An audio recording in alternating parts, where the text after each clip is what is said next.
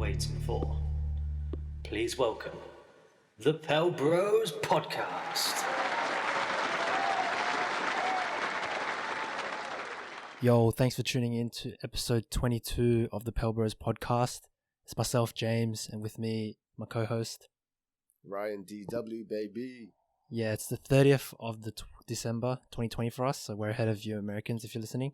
Yeah, because we're coming at you live from Sydney, representing. I think we did say that the last episode 21, check that out if you haven't, was going to be our last for the year. We're going to, tip it off, go into 2021 fresh with a new episode, but we thought we got to pump out the content for you guys. We love doing this, so yeah, we figured we'd do one more episode to officially sign out the year, and also cover two of the games that we had since our previous episode, being against the Spurs and the Suns. So I'll kick it over to you, Ryan. Yeah, James, man, you're kind of making it sound like we're all like nice guys and shit. It's not even because that's why we're making another episode this week, but it's not even because of that. It's because me and him, we're gonna be too fucking cooked after the next week or so, after tomorrow pretty much, right?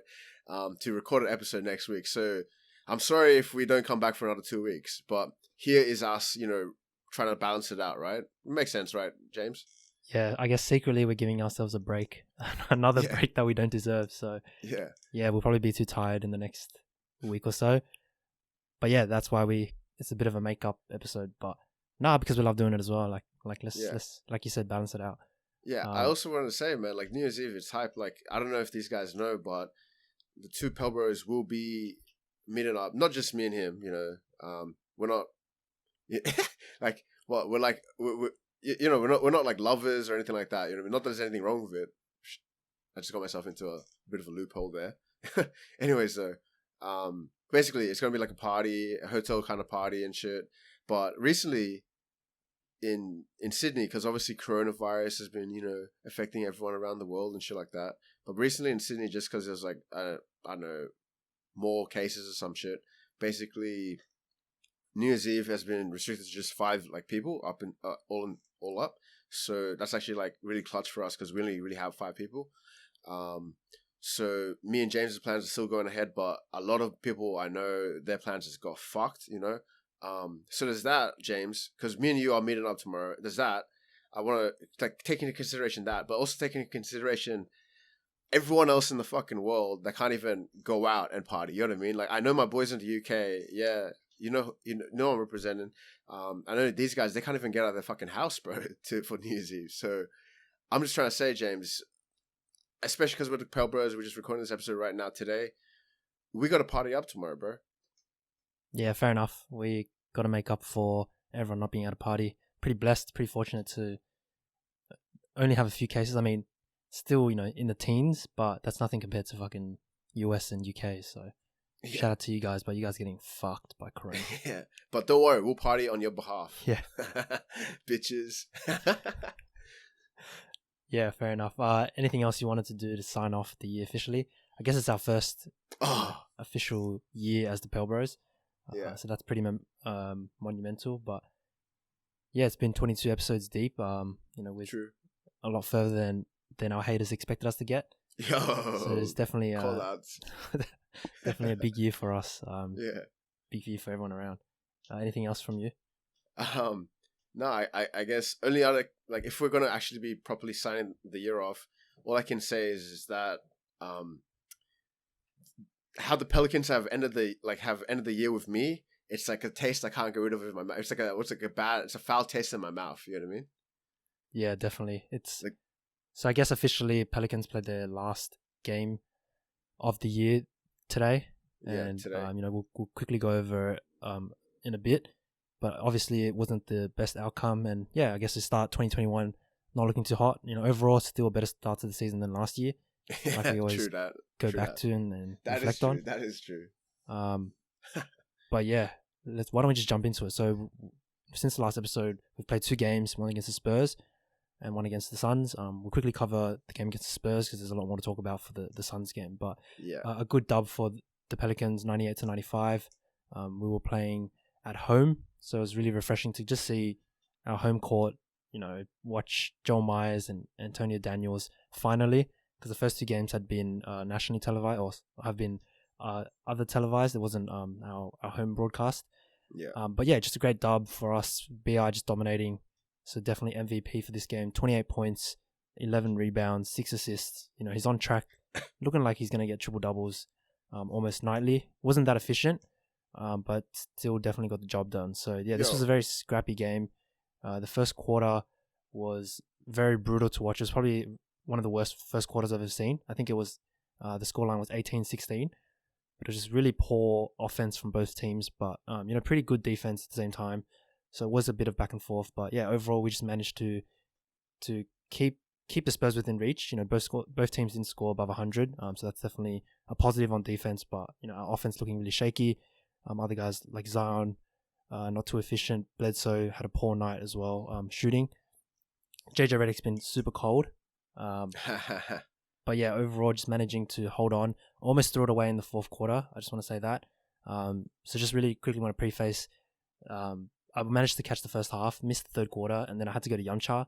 But I was actually at Yamcha watching the game on my phone and watching the fourth quarter. Nice, bro. That's the dedication right there. I'm Myron, man. Like, I wish I had some Yamcha now, bro. Now that you said that, fucking hell. Yeah. Don't, mate. It's too risky because of COVID. But I did go, like, last month, though. Yeah. Yeah, but continue. But yeah, almost threw it away, but luckily we managed to hold on. I'll quickly throw it over to you from what you saw out of this game. If you managed to catch the highlights even, Ryan. Oh, no, I wanted to say, because you're talking about, like, BI and shit. What's it called? You're aware? Yeah, I'm pretty sure you're the one that put it on our story. Make sure you're following us on IG, Instagram. You know how it is, baby. All the IG models following us, so you follow us too at Pelbros. You know how it is. Anyways, I'm pretty sure it's you that put on our story about what's it called. BI was the Western Conference Player of the Week, correct? Yeah. So after this game, he managed to achieve Player of the Week. After we went 2-1 and everything, and put up a crazy stat line of like 26, 6 and 4, something like that. Freaking god mode BI's going, but that's pretty freaking sick. In terms of the game itself, though, the Spurs game, I didn't watch it. Honestly, I forgot it was on. Because I'm not even gonna lie to you guys, the day before I was getting cooked, right? And I woke up the next day and my mate was just like, "Oh shit, the Pels Spurs game's on." I'm like, "What?" And he's like, "Yeah." I was like, "Oh shit, that's today, eh?" Anyways, though, because I had activities to do during the day. Basically, after lunchtime, I was with my mates still, and I was like, "Oh shit, like, what's the score?" And he's like, "Guess," right? And then so I guessed it almost very, very accurately, right? I was just like, okay, shit, because I didn't put a bet on or anything like that, right? I just was guessing. I was like, okay, Pelicans, because I was like, I want to be confident, right? Pelicans win within 5, and then I guess the score would be 99-104 or something. But what was the actual score? Like 98-95, right? Yeah, 98-95. So yeah, that's pretty fucking good, yeah? That's pretty fucking good. Like, how I guessed it like that, right? Yeah, mate, you're a prophet. Yeah, so I tried. So yeah, using that, the prophecy that the Lord has, willed upon me, right? I try to use that same energy for the Suns game today. It's a whole different story. Yeah, like, and here's the thing. Before we get into the Suns game, right? Like, this is probably the only whole fucking reason we decided to record this episode, because I was like, bro, what the fuck, bro? Like, okay. Anyways, just prefacing, like, this is probably the first game of this season that me and James have been able to catch. Like, we could watch the whole entire kind of thing, like, live. And yeah, bro, like, what can we say? It's exactly how I started it. Like, I've still got this foul taste in my mouth, mate. Like, it's like, we just saw for the last, like, 2-3 games, whatever, like, the Pels doing really fucking great. Like, this new era of SVG, full hype, get on the hype train, on the bandwagon, right? But then, then this shit happens, and it's just like, okay, yeah, nah, still same old Pels, I think James said it best, actually. They just look like it was Gentry's Pelicans again, wasn't it, tonight? Yeah. I was just going to say, quickly touching on the previous game, after we beat the Spurs, we were 2-1. One interesting stat line that came out was that we managed to hold them under 100, and because we held the Raptors under 100 as well, that's 2 times that we've done it this season, already in the first 3 games, whereas last season we only held our opponents under 100 4 times in total. So remarkable difference you could see from those first 3 games, but like you said, going into this 4th game, it looked like all that influence and all that SVG knowledge and defensive prowess just went out the window. Don't mean shit here, boy. Yeah, we were looking like last year's team. One thing interesting about that stat in particular about under 100 for our opponents is that we haven't scored over 100 ourselves, which is actually a bit concerning as well. And that hasn't changed with this Suns game. So the Suns game today, we lost 86 to 111. I just want to say, don't have to say the score, bro. Why are you gonna do me like that? I was just gonna say, don't be fooled. That scoreline doesn't show how far off this team was, because that actually makes it look a lot better. Yeah. The bench managed to bring it back to 25 points in garbage time, but for majority of the game, we were down by 40. Fucking hell. So yeah, we had a shocking second quarter. It was very competitive first quarter, 29 to 31, and then the second quarter we only scored 15, while they put up 35 on us. So taking that to a 22-point lead, and then third quarter we scored 17, they scored 34. Man, what a shocking game. Just overall, we just could not hit our shot, and we could not defend on the other end. While we let guys like Jay Crowder become Steph Curry, Jay Crowder. Oh yeah, Jay Crowder was fucking. Like, how we were saying like Gallinari, like freaking shits on the Pels. Now it seems like Jay Crowder shits on the Pels, bro. Yeah, 21 points, 5 of 8 from 3. Far out. The man hates New Orleans, straight up. Damn, bro. Just a lot of things coming out of this game. I want to give full credit to the Suns. I think, ball movement really killed us. Yeah. Their ball movement was so good. They were throwing it around. They were keeping us on their toes. And they actually got a lot of depth. So their bench was playing really well as well. But this game, I guess, just showed a lot of weaknesses out of the team still, the squad. And this is something that, Stan has to still fix. But just things like defensive IQ was just really lacking. Communication. What else is there? I think even like depth and just, I would say like after the first quarter, we were still going strong. But then as soon as we started subbing on the bench, so guys like Jackson, Melly, man, it all came crumbling apart. Like we just gave up easy buckets. And then on offense, we were looking really lost. We had no offensive playmaking for the last 3 quarters of the game. Yeah, just a lot of weaknesses coming out of this game that Stan needs to really fix on. But again, a lot of the fault will have to go to the players. They're just not consistent at all. Lonzo Ball, I think, was an interesting one because he scored 7 points in like quick succession in the first quarter. And I was saying, like, I remember messaging you and being like, yo, Lonzo looking hot right now. Those are the only points that he scored for the rest of the game. Yeah. 3 of 12. That's End true. of the game with 7. 1 of 7 from 3. Yeah. Man, if that's not inconsistent, then yeah, I don't know. That's like the definition of inconsistent. But yeah, overall, BI only scored 13 points. But he was 6 of 11, not too bad. Zion was the only shining light, 20 points, 9 of 13. And maybe Nickel. But yeah, Bledsoe wasn't too good either.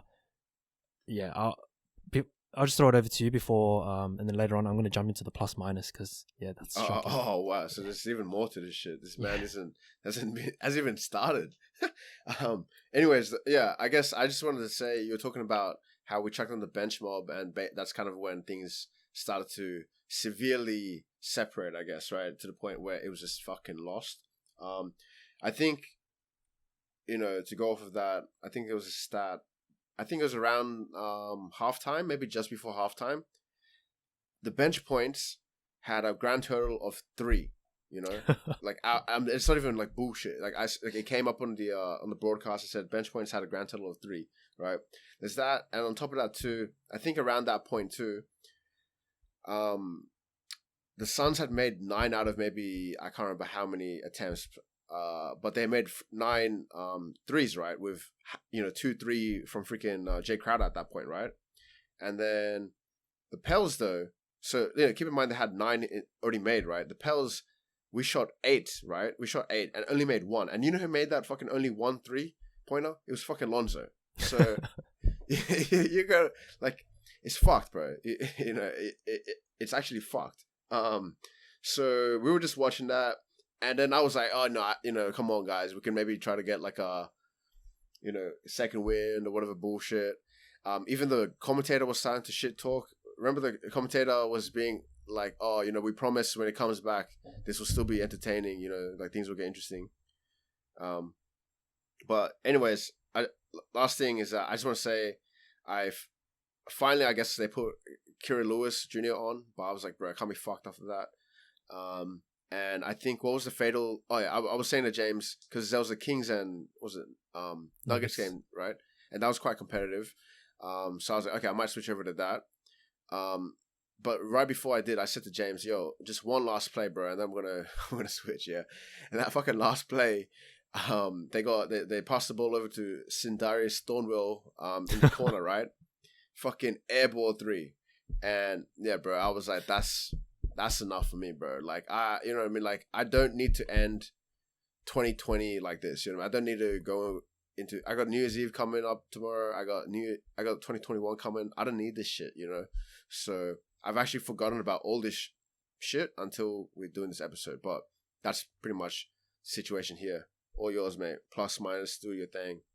Yeah, just want to quickly say, going back to that Spurs game where we almost choked it. The fact that we won, I reckon like last year's team would have easily like lost it. Those are the kind of games where it's super close, and especially against the Spurs where we had really close games with them last year and we could never get the win over them. Like LMA would do some bullshit and just like hit a shot and then we'd lose. Like this year's team definitely proved that they can win. And then like we said, they came into this game and then that all like just disintegrated. Like it all just went away. But yeah, like you said, with the threes we were at 1 of 8 at one point. I think at one point we hit 6% of threes, something like that, ridiculous. But we ended with 3 of 24, which is 12.5%, so it doesn't look too bad. But yeah, pretty much only BI, Lonzo Ball, and Nico Melli hitting threes. Yeah, overall plus minus is really bad. Our best starter was Steven Adams for plus minus, and he was minus 15. Fuck. So that just goes to show how bad it is. BI minus 25, Zion minus 27, Bledsoe minus 18, Lonzo Ball minus 22. A lot of the only reason why the bench was positive was because it was all garbage time minutes, and there was guys like Willie, Kyra Lewis, like you said, Thornwell as well. But those again, just pure garbage time minutes.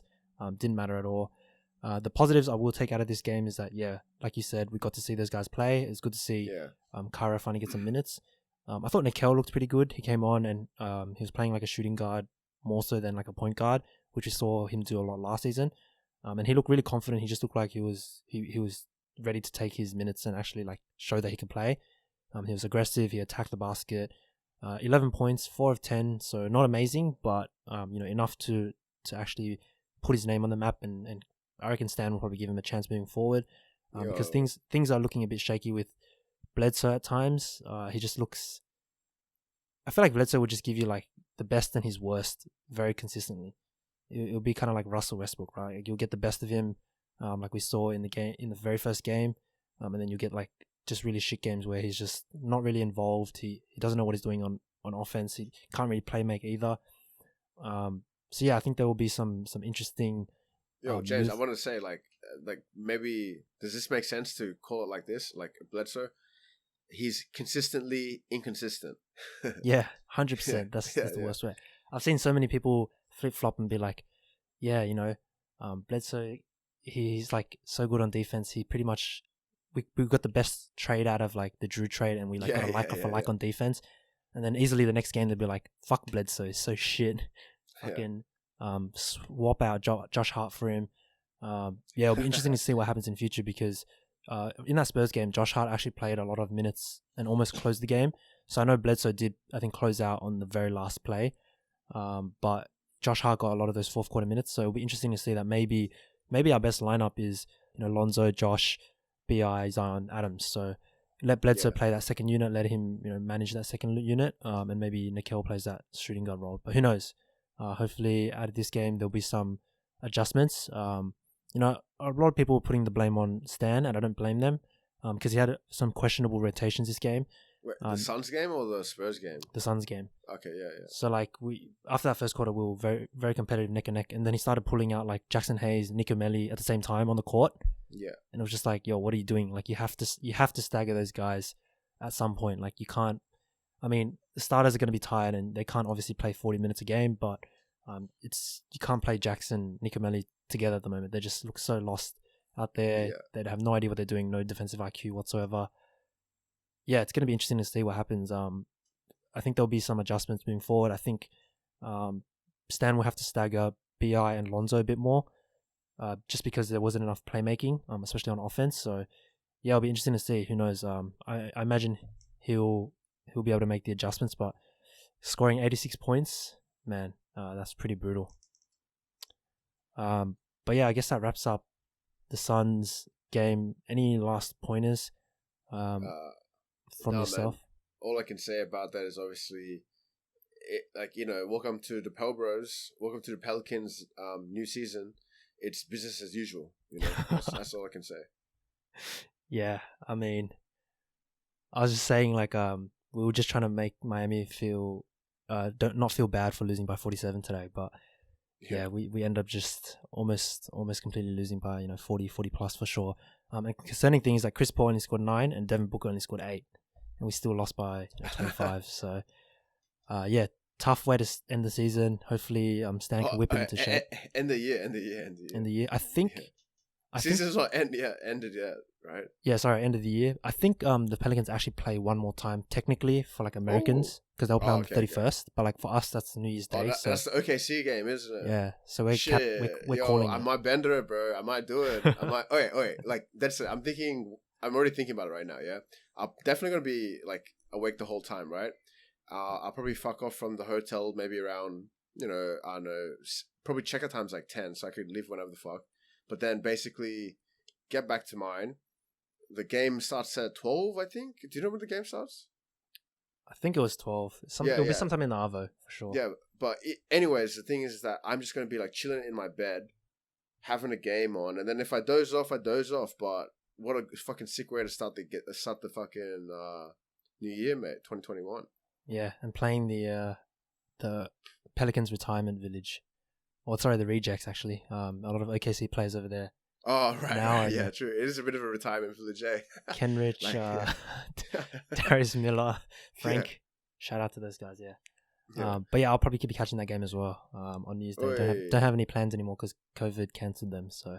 more reason why we're going to party up tomorrow. But anyways, before we close out this episode, I just have a special little segment, little discussion topic, because I feel as if we haven't done a proper...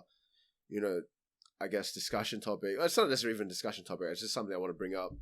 But we haven't done a proper kind of discussion topic for a while, especially something that isn't necessarily, I guess, Pelicans related, right? And this is slightly not Pelicans related.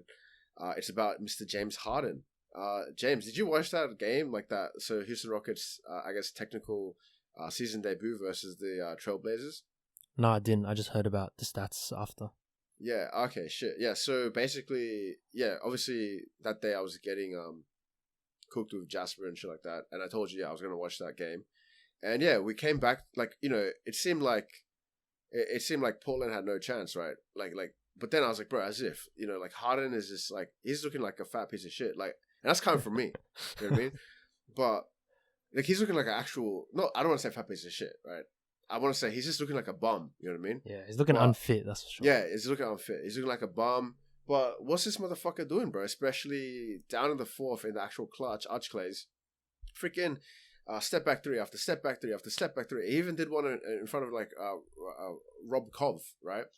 So there's that, and then I'm seeing him it's just pretty, because there was no John Wall, there's no Boogie. That was actually the reason I wanted to watch it.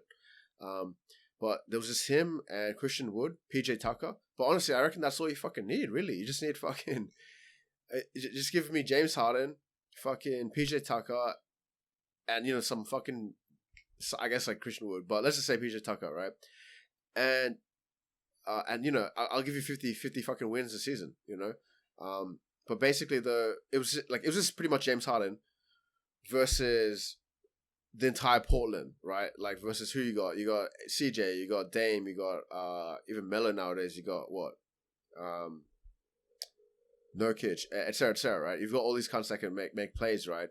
And then it's just versus Harden, and that game was neck and neck. It went to overtime even, right? But then finally the game-winning, I guess, like stoppage. Harden actually turned off the ball as it hit Rob Kov. So that's pretty cool. Like, a previous teammate of his, he got the kind of last laugh of that, if that makes sense. But yeah, all I want to say, the reason I even bring that up was because we watched that game. I was like, holy shit, I wasn't expecting this to be a fucking game, and especially because James Harden's looking like a fucking bum, and just at will doing this shit. You know, he doesn't even have Boogie. He doesn't even have John Wall. You know, and that's the thing. If you guys have been tuning in for a while, you would know I have I have no respect. I have minus respect for James Harden. But after that fucking game, and especially because I'm very, very interested now to see how his career is going to go now. You know, is he going to keep up this bum lifestyle and just fucking drop fucking 40 a fucking night? You know, just because why the fuck not? He can do it, right? Bum Like lifestyle. that could be a very, very interesting lifestyle, right? Like, just a very different, you know, second or next phase for his career, right? But what I'm trying to say though is that, like, going back to like the respect thing, right? I have no respect for this cunt, right? But after this game, I can officially now say that I now have some respect for James Harden.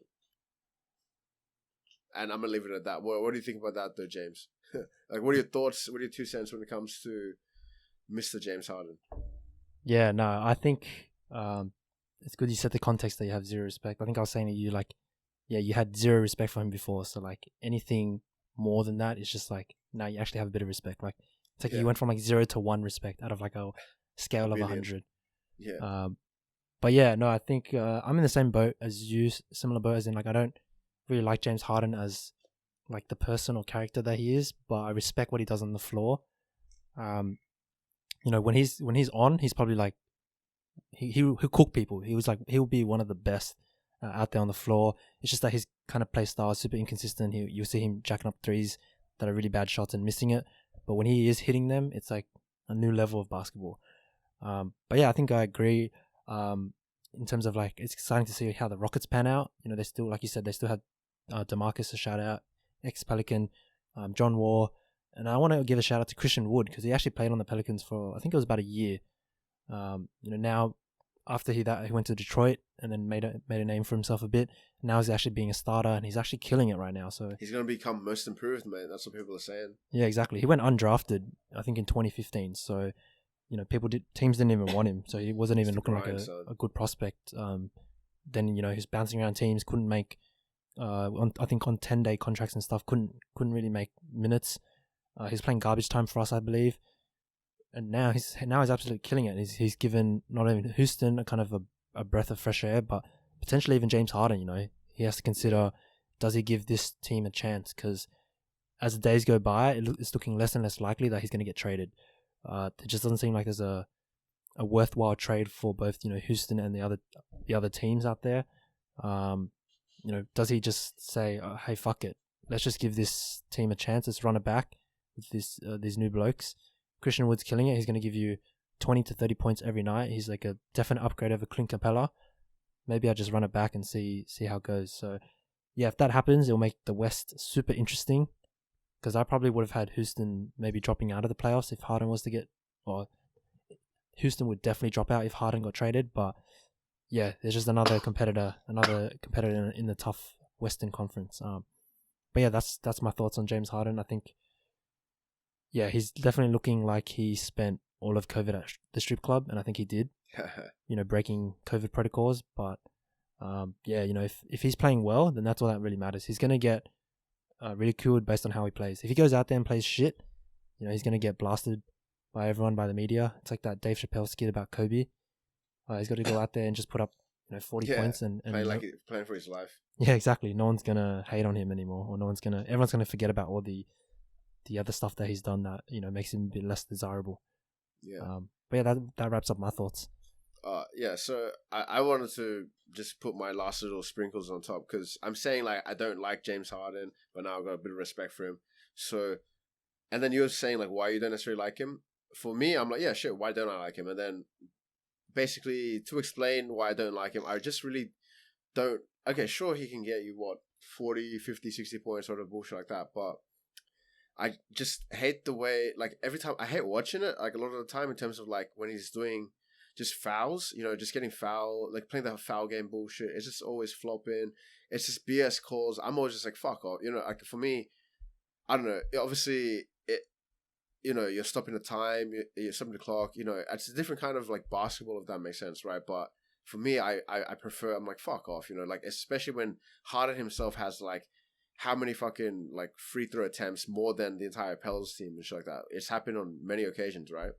Like, that kind of shit I really fucking don't fuck with.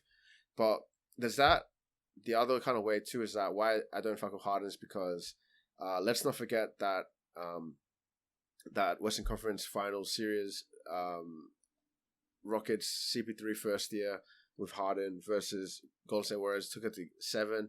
They could have actually won, but obviously CP3 unfortunately got injured. And what did James Harden do? They had a moment to actually close out.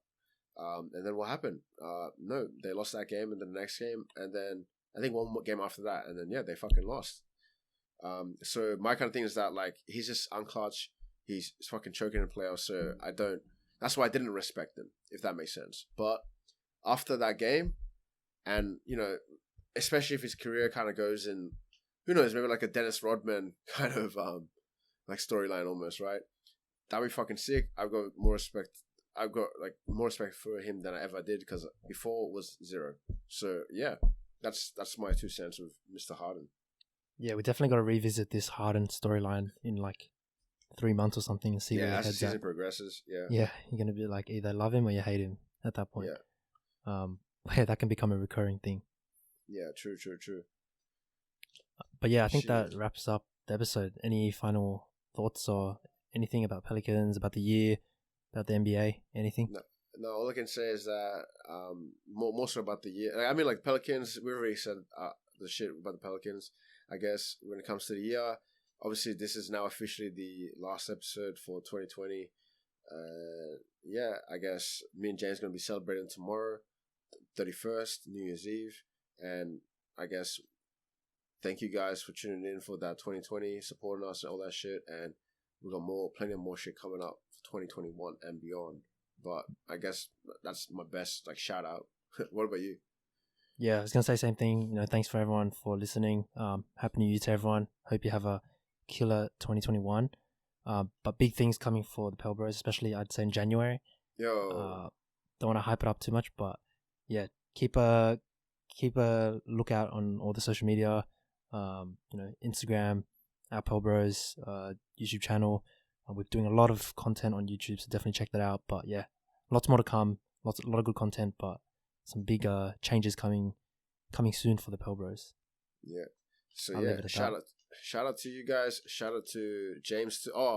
Very, very last thing I want to close it on too is that, yeah, let's not ever forget though, 2020 is also, because 2020, I was going over 2020 myself. I'm like, oh shit, this happened, that happened. Now, one thing that was very unexpectedly that happened was Pelbros was born, right? And yeah, I don't know if this has actually been said on, on tape, on recording, right? But basically, the actual official birthday of the Pelbros, when me and James just decided to meet up for like dinner, right, trying to get a chicken schnitzel. Basically, that date was 4th. So for Australia, we do day/month/year, right? Because I know other people mix it up, but basically, it was the 4th of the 2nd, so February, 2020. So 4/2/20. So that's like pretty much like 4/20. So I'm just trying to say, if that isn't a trip out, when it comes to 2020, if that isn't a trip out to like 2020, creating Pelbros, etc., then I don't know what the fuck is. Yeah. No, it's good that you remember that date. It's literally the birth of the Pelbros. But yeah, I think that's pretty much it. We'll leave it at that and sign off. Yeah. All right. Peace, everyone. Laters.